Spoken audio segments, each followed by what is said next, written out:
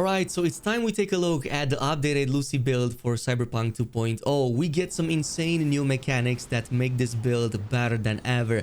We have a ton of quick hack spread, ways to synergize quick hacks and gain new effects, and even a way to incorporate double SMGs, never have to worry about reloading ever again. So lots of things have evolved from the previous Lucy build from last year, and we're gonna dive right in with all the details. Now this build is a bit like a jack of all trades. It can hack enemies from afar, it's really good at melee range, it can also shoot enemies from afar, has a ton of mobility and a ton of ways to survive and heal up very quickly because of some of the new mechanics. And speaking of the new mechanics, there are many of them, including the hack queue. This is going to let you stack quick hacks multiple times on the same target and even gain new benefits. In fact, many of the quick hacks have been revamped to synergize with one another, such as buffing up the damage to each other, causing enemies to explode, and even spread their effects to other nearby enemies. And this synergizes perfectly with the build we're going with. Plus, we also have the mono wire, which is now great at giving us back RAM as we attack enemies with it, and can even synergize with quick hacks like suicide to drastically reduce its cost. And obviously my favorite, the double SMGs. With this setup, we completely remove the need to ever reload again. And not just that, they also deal great AoE shock damage and even spread certain quick hacks like the reboot optics, but we're gonna check that in just a bit. So we're gonna start things off with the items, and the two main guns I'm using are of course double Yinglong. I found this to be my favorite smart submachine gun. It's fully automatic, has a high rate of fire, 45 bullets in the chamber, and not just that, it also comes with extra shock chance. So it was one of my favorites, and you can definitely stack two of them at the same time if you craft them. For clothing, you don't need much, but I am using this Netrunner, kind of like glasses or visors that give me extra quick hack upload speed. And you can also go with a Netrunner suit right here that can also mitigate some of the damage that comes from enemy Netrunners, but it's not like super needed, and you can buy these from most Netrunner vendors or even find them as you play the game. Now, as far as the Cyberdecks go, we're gonna replace the previous Netwatch Net Drive. This is much weaker, but there are two better variants instead of it. One of them is the Militech Paraline MK4. This is the best for this build because it also buffs your SMG damage. So you have extra quick hack damage. You can also buff the damage on your mono wire by up to 30%, which is the highest I've seen on Cyberdeck. Of course, if you are at almost no RAM after you spend it. It's also making it possible for your SMGs to make it quicker for quick hacks to load on targets, and not just that, you gain extra shock damage, 25% of the normal attack damage for SMGs and monowire. Well, in this case, smart weapons and monowire, but it applies to the SMGs we're using too. And it only costs 14 of your cyber capacity. There is one alternative to this, which is more aimed towards pure Netrunner builds that focus more on quick hack spreads. So this is going to be the Raven Microcyber MK3. Like, this is going to give you a massive distance spread to quick hacks. It's going to make it possible for them to instantly load immediately on all targets instead of waiting for the first target to be affected. Plus, it gives you a bunch of other benefits. But again, this works a bit better with more pure Netrunner builds that kind of stay back and only focus on the quick hacks. Everything else in the Cyberware capacity is just a matter of preference. The frontal cortex is going to be the most important. This is where you gain the most amount of RAM for memory boost. You also get the X disk and also the regen and upload speed for that. Bioconductor is also good. It enables your quick hacks to critical hit, but it does subtract some of your maximum RAM. Plus, it's kind of taking too much of my cyber capacity, so in this case, I'm not able to use it just yet. But besides that, you're going to use a mono wire. You can totally use the basic one, which scales up with intelligence. But since we use high reflex, you can also use the version that uses reflexes instead. Yeah, we're also going to use the Dance Marrow. This just helps us with extra melee damage. You can even combine this with the micro rotors in the circulatory system if you want some extra melee attack speed, if you focus a bit more on mono wire damage. Otherwise, heal on kill is always going to be good. We're also going to use KhrazeGaming since we want to stop downtime. We also have all of these subdermal armors, the pain editor, and the carapace, which kind of helps us a lot with damage mitigation and having a lot more armor. In the meantime, I'm also using the Oracle Hiroshi optics. This lets me see targets through walls. It's very good and it highlights explosives and other devices nearby. It's one of the best, but it also costs the most. And there's also the smart link, of course, we do need that. This is going to be needed for the 2 SMGs, the smart SMGs we use with this build. But that is pretty much it with how the items look. This is what our build looks like. So we have 20 intelligence, 20 reflexes, 15 technical ability, and the remaining points you can totally add to bump your body and your cool to 9 so that we can increase our cyber capacity even more via a perk in technical ability. So you can go ahead, copy this down, but there is also going to be a build planner down below that you can easily follow. But starting with the intelligence skill line, as you can see, it's almost self-sufficient, and we're going to spend a ton of points over here. Starting with the one in the middle, this is going to give us a ton of RAM recovery. We also gain a very cool effect. It gives us 60% quick hack damage if we use a quick hack after first using a control quick hack. So you're always going to start with a control and then with a damage to maximize your damage with the quick hacks. Then at level 15 we get overclock, and this is going to let you cast quick hacks even if you don't have any RAM left, but by instead consuming your HP. However, overclock is also going to give you a ton of HP regen and a ton of extra HP, so we're gonna make up for it.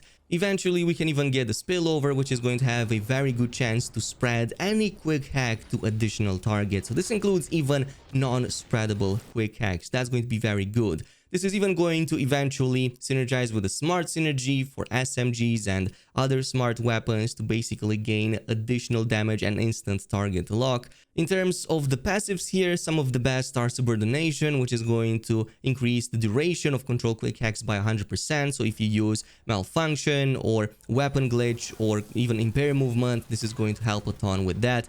Plus all of these other passives right here that will further reduce the RAM cost or provide extra RAM recovery. They are going to be very useful. And also these 3 around the overclock, especially the sublimination and like the race against mind and eventually the power surge. These are going to give you a ton of regen to your health, because now it's going to also scale up your health regen from your RAM regen, which is already going to be very high if you just go with these right here. If you're planning to use monowire a ton, I also recommend using the siphon. This is now going to make monowire attacks to further recover additional RAM. So normally it's only 0.5, but you can increase that to 1, which is actually quite big. Now, the one on the left, this line right here all deals with quick hack Q. So this is going to unlock the possibility to stack multiple quick hacks on the same target. So by the time you reach Q mastery, that's going to be 4 in total.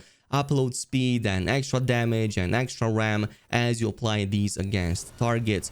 All of these passives right here will help you a ton to recuperate that RAM cost as you take down enemies that have multiple quick hacks chained on them. So you will definitely want to use this as much as possible and even reduce the RAM cost. It's totally possible. Eventually, you can even get the finisher live wire. This is a way to use live wire as a finisher. Plus, with this build, you kind of increase your chances to use it outside of enemies' low HP. So this is going to regenerate a ton of your quick hack and even some of your health. It's actually really good. Plus, Blood Demon, if you combine both of these, is going to give you a ton of health regen for each quick hack that you queued on an enemy. And this is going to make it possible for you to jump from almost no HP to full max HP in an instant.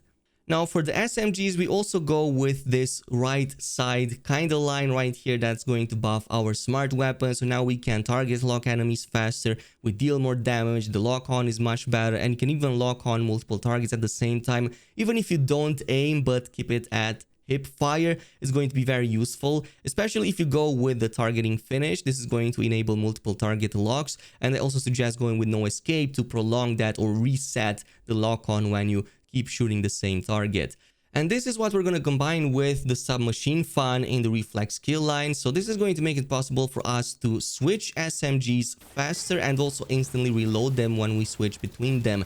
And it even works with 2 of the same SMGs. So between this, you're going to be able to just swap very fast and constantly shoot without ever having to stop and constantly have that switch up very fast. But until then, we also have some other very good passives here, like the sharpshooter, which is going to improve your weapon holding, and also the stamina regen rate is going to increase per each sharpshooter stack up to maximum of 7. Plus, we can invest into this point right here, the practice makes perfect, to increase our critical chance and crit damage per stack of sharpshooter. So that's going to be very strong.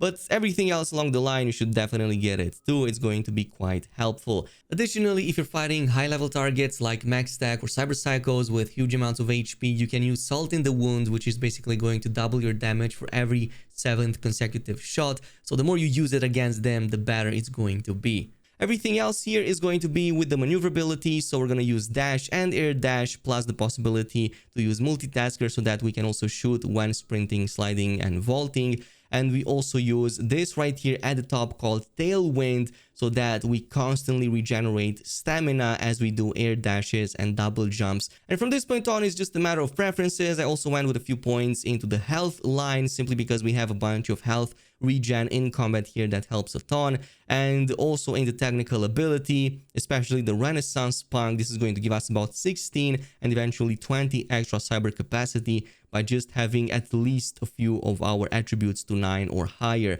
So between these and the license to Chrome, we're gonna get a ton of armor, a ton of stat modifiers, and also unlocking new cyber slots. So we're gonna basically be able to also fit our body really well. Now, in terms of some of the other things that you can do, obviously, go ahead and check out the Netrunners. They will sell the items that you need, plus some of these cyberwares. And especially pay attention to cyber malfunction. This only costs 4 RAM, but it's absolutely busted. It's a control quick hack that also functions as a damage dealer. So if you stack it 3 and even 4 times, eventually it can deal massive critical damage. As you can see, 611, which is higher than even like Synapse Burnout, which is absolutely insane for just 16 total RAM. But that actually is going to decrease as you keep using control quick hacks. Plus, it's going to fully disable permanently enemy cyberware, which is going to be very helpful if you're fighting the max stack or cyber psychos. But it's even better because you can combine this with a short circuit. So for every stack of malfunction that you have before using short circuit, you're going to buff by 10% the damage of your short circuit. So you can stack up 3 of them and immediately follow up with a short circuit, which is also going to have its RAM cost reduced, and basically just nuke the enemy out of the sky and maybe even have a chance to spread it depending on the cyber deck that you use. There are other synergies that work really well here, for example, overheat and the contagion. Normally contagion works the same as before, it can spread to multiple targets, but if you then use overheat, it's going to cause it to explode and basically deal this high damage AoE that will take down multiple targets. Another favorite of mine is Reboot Optics. If you combine this with an SMG and basically deal damage to weak spots or to the head, which SMGs with the Smart Link will always do, you're going to also spread that Reboot Optics to multiple other enemies around the primary target. So a very good way to avoid incoming damage, especially as enemies are stacked up. And this is basically how it works. As I've said, we have a ton of damage, we have a ton of survivability. We're gonna mainly focus on using the SMG just because it's been so buffed in 2.0 compared to before. It's going to trivialize most of the content. So this is pretty much it with the build. In terms of downsides, the only one I can think of is that it's a little bit squishy, so you still maybe have to stay behind cover or walls or just make use of overclock as much as you can. Plus, the second downside is that it takes quite a bit to make it fully enabled, but at the lower stages, you can just focus on the intelligence skill line as you gain most of the benefits from it. But this is pretty much it with the Netrunner build. Of course, there's another variant that we can go with, so let me know down below if you want to see it. And also check out my previous ultra crazy Cyber Psycho build that we covered yesterday. You can totally check it out, and I'm gonna see you guys in the next video.